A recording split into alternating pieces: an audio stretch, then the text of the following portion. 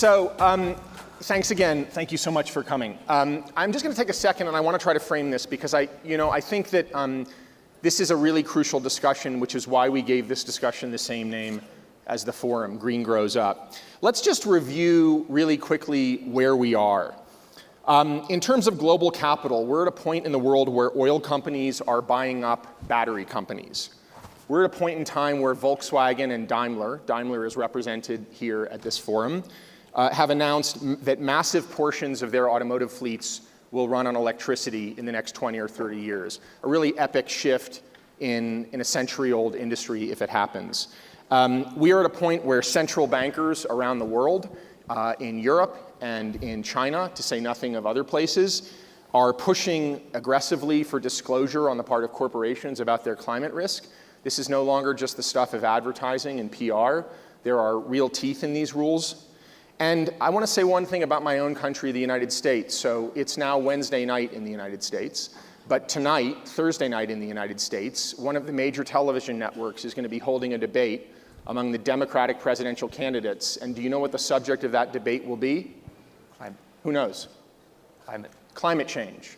I will tell you that the fact that a major American network is holding a debate among presidential candidates about climate change is itself an indication of how far this discussion has moved. Now, it is only one party, the Democratic Party, which is what you would expect to have for this debate, but it is still much different from what would have happened 4 years ago. Okay, so that is an indication of progress, and yet there has been a growth in a reduction in growth in spending on renewable energy over the last year, but that represents a drop from the prior year.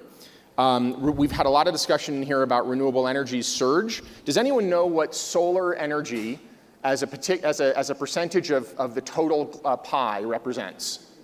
How many percent? Who wants to hazard a guess? About 1.5%. So there has been massive, massive growth in solar, up to 1.5%. So if you tell yourself whether that's a great thing or whether that means that there's a lot more work that needs to be done. As I said yesterday, but I think bears repeating, the last 2 years, global climate emissions have risen, not fallen. And scientists tell us they need to fall a lot more. So we're having a lot of wonderful discussion about all the money pouring in here, and yet things are going in a wrong direction environmentally. So that's the challenge. That's why you're all sitting in this room. Okay, so here's what I want to do first. We talk here about green grows up, and I want to ask each of you essentially, has green really grown up in your world? So Majun, let's start with you. You started your organization, the Institute of Public and Environmental Affairs, 13 years ago. When you started it, I think it's fair to say you were a thorn in the side of a lot of people in this country. You have come to be embraced by a lot of those people in this country, including the government and some companies, in ferreting out pollution across the economy. So just talk for a second about that journey and talk for a second about what hasn't happened. Yeah, 13 years ago when we reviewed the environmental challenge, we believed in extensive public participation was necessary, and prerequisite for that is access to information. So we started compiling our database started calling the pollution map. And in the first year, we managed to get only 2,000 violators on our list, and among them, 4 of them approached us. Talking about green growth, our growth is, at this moment, there are over 1 million factories with violation records. Last year alone, 330,000. And so you can see the curve. These are factories in China that have been found to have had environmental regulation. Factories operating in China. Some of them are foreign, some of them are joint ventures. And among them, at this moment, nearly 10,000 of them approached us. So they're asking you to police them. They come to ask, in those old days when they approached us, many of them were angry, some of them are threatening, but at this moment, increasingly they're coming to try to resolve, try to follow the process, to disclose what went wrong, how they try to solve the problem, to give the public a rights to know about their actions. And I would say, I wouldn't give, take all this credit because I think it's more about the people. We're now in this beautiful lake. It's drinkable, Category 1, very, very filled in China. It was, 2008, when we have the Taihu Lake, the third largest freshwater lake, really suffered from the algae bloom, and the whole cities, more than millions of people lost their drinking water source. And then it was the 2011, when Beijing and the surrounding regions, for 10 days, the airplane could not land, and because of air pollution, and because of the smog, Yep. People made their voice heard, and our government, the leaders with visions, lent an ear to the public voice and decided to monitor and disclose PM 2.5. And I still remember the first month when that was done. The monthly average in 2013, January, was 160 micrograms, and the WHO standard is 10. So at this moment, since then, the people, the government initiated 3 action plans, started from the air pollution control. And with that, factor in the most challenging, the most difficult policy choices, like the curbing of China's coal consumption. Prior to that, in 11 years of time, our coal consumption tripled, burning half of the world's coal. Original projection is for that to double before we peak.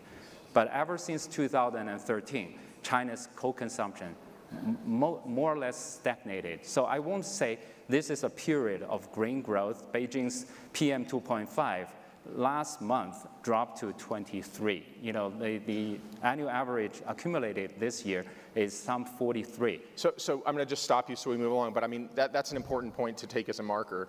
It's probably the case that if this trend in air pollution reduction in China continues, this will go down in world history as one of the greatest, most significant environmental victories the world has ever seen, this campaign to clean up China's air. But I want to correct myself, because what you're saying is not that these companies are asking you to police them. What you're saying is that someone is policing them, and given that someone is policing them, they want you to help them get out of the traffic ticket, or they want you to help them fix the problem. Yeah. So, okay, good. All right, so let's go, Ronnie, to you from Walmart. So we're going to talk a little bit more about Walmart as we go along here, but I think it's fair to say that Walmart, not too many years ago, was perhaps the biggest target among green campaigners internationally because of the size of your footprint. It's also worth noting that the size of your footprint is almost exclusively not about the lights and the refrigerators in your stores, but it's about the pollution, the emissions that come from the people who make the jeans and the shoes and the underwear and the water bottles that you sell. At a broad level, I think it's fair to say that Walmart has gone from this environmental pariah to being seen as a company that at least is trying to reduce its emissions in a way that makes economic sense. Now, whether it's fully succeeding is a conversation we'll come back to, but talk about what happened within Walmart to lead to that shift. Sure. Some of you may remember, and I think I see some old friends and familiar faces in the room as well. We held our first sustainability summit in China back in October of 2008 in Beijing. And at that time, we convened about 1,000 of our suppliers, NGO partners, as well as government officials and our own associates.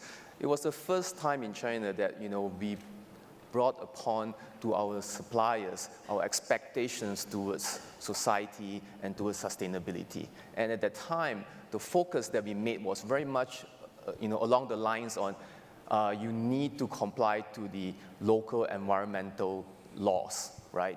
That is, at 2008, that was a challenge. Don't break the law. Don't break the law. You need to have the environmental permits. That is your license to operate.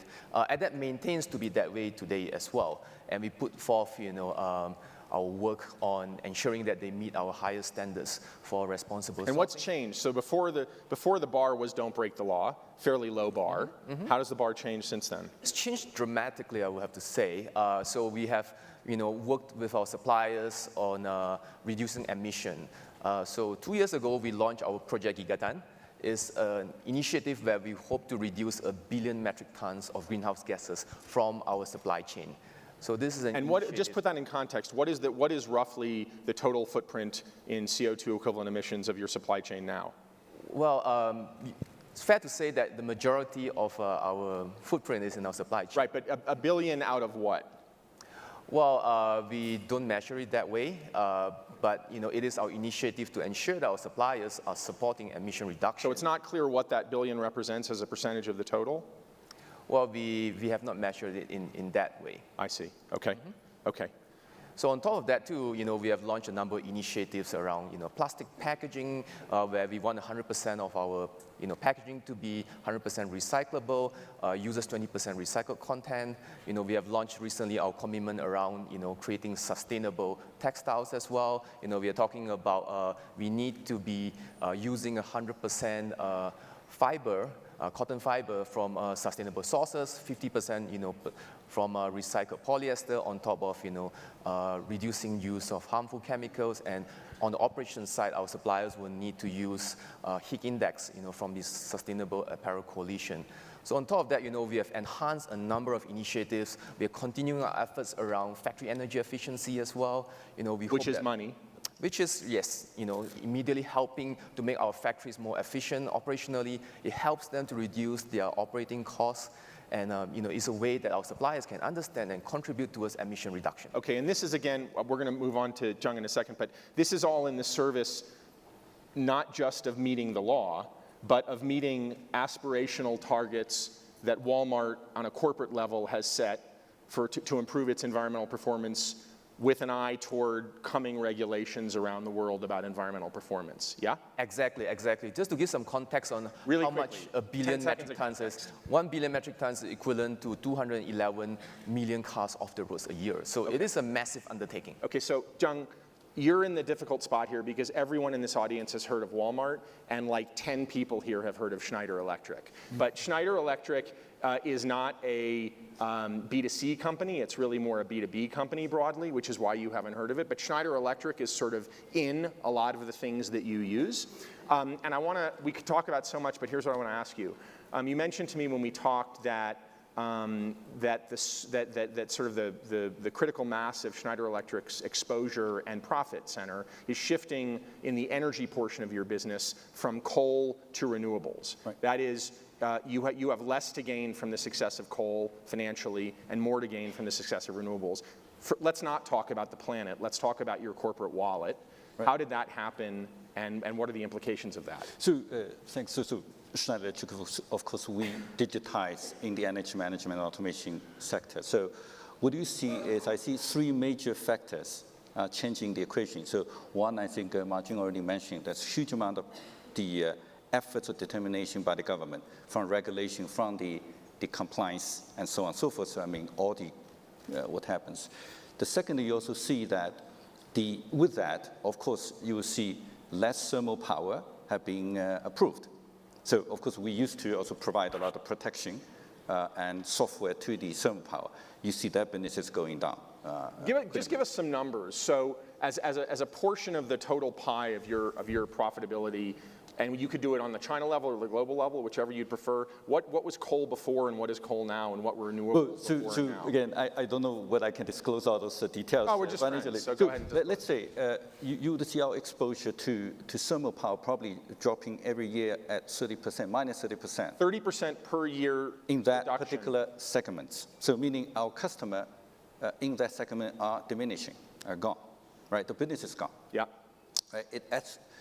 They're just going away, so there's no one to buy your stuff. And you see a lot of traditional customers used to be building thermal power. They now start to moving into building solar farm, wind farm, and so on and so forth. Yeah. Right. So that's a tremendous. You see the growth. That's a double-digit growth. Or sometimes in the early years would be really doubling every year. Sort of our exposure to that segment. And is just one other question, and then we'll move along. Is that change in the volume of your business? Is the renewable business per sort of unit of volume more or less profitable than the coal business was? No, actually, not necessarily. Not necessarily. So renewable, not necessarily lower profit. Now, I have to add one thing. It's not the power generation itself. Yeah. It's actually power consumption. Yeah. Because when you get power consumption very distributed, you actually would be very nice to match with a more distributed power generation, because the thermal power was very centralized, which give you all those rigid in terms of meeting the demand at the consumption side. Now, I think one important element is the technology that actually would be able to, and with the technology both on to sort of coordinate demand and supply, and also with the storage coming in line, so that you would be able to measure and manage that flow in a much better way, so that renewable business would become more profitable for everyone and become more sustainable. I want to go back to Ronnie for a second. So Ronnie, you talked about a few areas that Walmart is focusing on, and I want to shift the discussion, and then we're going to open this up for some questions. So in fact, just as in a kind of preparation, raise your hand if you've got a question. Well, hopefully we'll change that. Is this really so boring that no one has a question? Raise your hand if you have a question. Okay. If you raise your hand, someone with a mic will come to you. Okay. So Ronnie, you talked. I want to focus on textiles for a minute.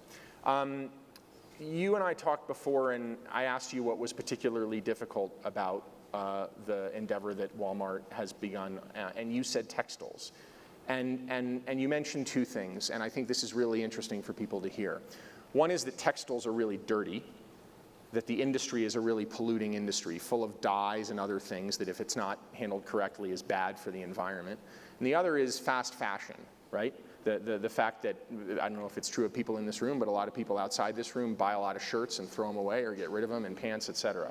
So talk us through how again, why textiles are so hard, and what you're trying to do to crack that nut. Well, in Walmart, we are a mass retailer, in a number of categories, right? So we have a lot of products that we sell. And textiles in particular, is an important one because as, consumption improves, there'll be more people buying textiles, and we want to be a price leader in all the areas that we do. You want to sell inexpensively? Well, we want to be a price leader. But that means sell cheaply. It's not cheaply. We want to sell at a price where, is available for our customers, yep. right? At a great quality, yep. right? Yep. So to achieve that, we have to, look into the whole value chain of textiles, and as a result, we have come up with enhanced commitments that we mentioned earlier, where we are focusing on areas even such as fiber. On cotton, in how our suppliers, procure their cotton, their polyester, which we need them to be recycled now, so that it helps to reduce, usage on plastics. Right? What's the hardest part of making progress on textiles? What part of the chain is the most difficult? Well, I would say that to advance in sustainability, and I'm sure, some of you here would agree with me, to lead in sustainability, it needs to be a collaborative approach. It can't be one that, Walmart or other retailers alone just stand up and say, hey, we want to do this. We want to work with, collaborative with our suppliers, with stakeholders, with NGOs that, provide us with a lot of technical expertise, the likes of EDF, that's helped us in so many different ways, on Project Gigaton, and also, helping us on energy efficiency as well. We want to learn from the experts, right? And effectively, what we're trying to do is we set the commitment, and then we provide tools for our suppliers to make improvements. We provide them with trainings, and we link them as well, with the likes of Sustainable Apparel Coalition, which manages the heat index. So effectively, we help them along the way, and collaboratively, with other retailers. So let me just interrupt. Are there suppliers in the textile chain at Walmart who are no longer suppliers to Walmart because they couldn't cut it? Well, they need to meet, the environmental requirements by law. And if they don't, Right, but so- forget the law. If they don't meet your higher standards, are there some that are no longer supplying Well, Walmart? we work with them. So we work with our suppliers. We help them to make improvements. Yeah. So we do not immediately, just let them, stop business with them. I don't think, that is the right approach. It's really bring them along, making them understand the importance on this, and the fact that we want them to be working on the HIC index, and that's a sign that it becomes important to us, Okay. and also other retailers as well. So effectively, that's a very clear message that hey, if you are not on this journey, then you shouldn't be doing business with Walmart. If you're not on this journey, you shouldn't be doing business for Walmart. Okay, Majun, to you. Jun, are there any suppliers to Schneider or Walmart who are on your list? In China, there are 3.3 million factories, which with some amount of emission, energy use and emission, and we have more than 1 million of them on our violators list. So you can imagine, it won't be a surprise for some of them to be on our list. I want to go back. I want to ask you about this, Zheng, in a second. But Jun, what is the thing that you had hoped 13 years ago you would have done by now that you have not been able to do? One thing we talk about all this very positive development on green growth, but you at the beginning also set the stage by talking about we shouldn't be really complacent about this. The matter of fact is that although our coal consumption got stagnated, but still we're burning half of the world's coal in China, and it's not just burning for ourselves. At least a quarter of them is something for export related. So in some way, we are all part of this. China is the factory of the world, and the very fact that we, last year China's coal consumption started picking up again. The reason is because we are facing this economic downturn. We're facing the looming trade war, and the government is in some sort of dilemma. We want to maintain the strategic focus, but on the other hand, how to keep up the growth. And increasingly, we need the business to join. But when we look into this, we got 10,000 of them coming to us, motivated by the brands, and including Walmart and Esco, the visionary leader in the textile industry. But having said that, we have more than 1 million of them. Obviously, we still have a long way to go. And in this morning's workshop on water, people talking about CSR. Isn't it a real game changer? I think most of the experts participated don't quite see that as a real game changer. Don't see CSR as corporate social responsibility. Yeah, because too many companies use that as a way to showcase that. Here's the response. Yeah, the world is not in a good shape, but but we need to bend the curve much faster.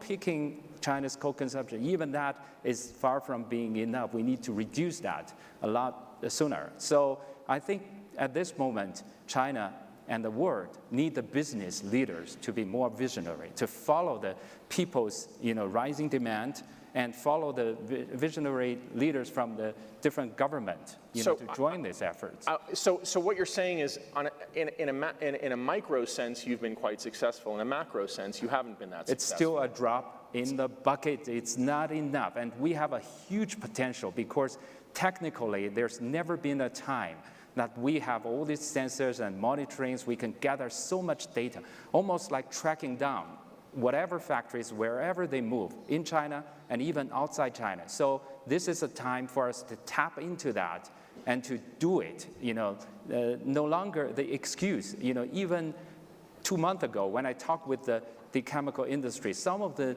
major companies still talk about, okay, the Chinese government hasn't done their job, so it's almost like 10, 12, 13 years ago at the beginning. We need to, we need to be part of the solution. Okay, I'm going to stop you. We are going to have a session later on data. which I would encourage you to come to. And we're going to home in on this question of how data can be summoned, how, first of all, data is disrupting the game in terms of people who are not working on this, and also how data can help those who are disposed to work on this. Which is a good segue, Zheng, to you. So I want to ask you a couple of things. One is, you mentioned to me the example of Hong Kong Airport, right, which is a really interesting example, just to pick up on the point that Jun mentioned. So tell everyone here about what Schneider did at Hong Kong Airport, what you found and what you left after you found it. So it's a great example. So again, I think it's beyond CSR. One you have to make it work is, of course, the enterprise have to see the economic benefit out of it. So the example I would say is one of the largest airport in Asia. So what they do, Hong Kong is one thing important is real estate. So if you don't understand the energy consumption in your airport, you normally would do is buy a big transformer. So it costs you a lot of real estate. And also you pay utility a lot of fee for that capacity. So what we provide is the technology so would be able to monitor, to understand each outlet, what their consumption and the max and the minimum consumption. So they will be in aggregate understand when they build a new terminal, they probably would need a much smaller terminal, much smaller transformer. So less capex at the front end. Less capex also, right. So also they pay a lot less money and more economically viable. That same go to our own factory. Own factory, we do the same thing. But you wouldn't know that if you didn't have the data. You wouldn't, exactly. Right? So let me interrupt 1 second. I should have done this earlier. Who has a micro? Where's John Kreitz over here? John, where are you? I saw you over here a moment ago. You're not here anymore. Okay, we have a question here. All right, so finish up quickly and we'll have one question. I think technology make a lot of difference. Really make a lot of difference to make this so-called CSR become more economic beneficial so that you see a more sustainable sort of make this whole economic equation for the sustainability. Facilitated by data. Yes. Okay, really quickly. We have a question here? No? Oh, okay, excellent. All right, so we have about a minute left. I want to just ask one other thing of you, Zheng, and that was, you made an interesting point to the point that Jun mentioned about the dichotomy between micro progress and macro lack of progress. You were explaining that there is something about the way that the Chinese electricity system is structured that makes macro progress hard. And it has to do with the regulatory nature here. So just throw that out there. So what I see is, of course, because before it's a centralized power generation, then you, of course, have a centralized transmission and distribution system. Then with a consumption which is decentralized. Now, in order to break that out, so you have to have a decentralized or distributed generation so they can bypass. So that with the technology as a backbone, of course, all the regulation and incentive behind that, so you actually can create a total new ecosystem, so enable a much better economic sort of incentive. That's the goal, but that's not happening yet. No, it is. It is happening. It is happening. Starting. Right. So for instance, in our factory, on our rooftop, we will have a solar panel so that we can arbitrage to see whether we're going to buy from the grid or we take from that during the daytime. Because it's cheaper. It's cheaper. Yeah, okay. Right. So with the technology, you actually can do that automatically. All right, I'm going to stop you. Thank you. Thank you all very much. Really interesting. And we are going to move on. So let me tell you what we're going to do. Thank you guys very much. Why don't you come off?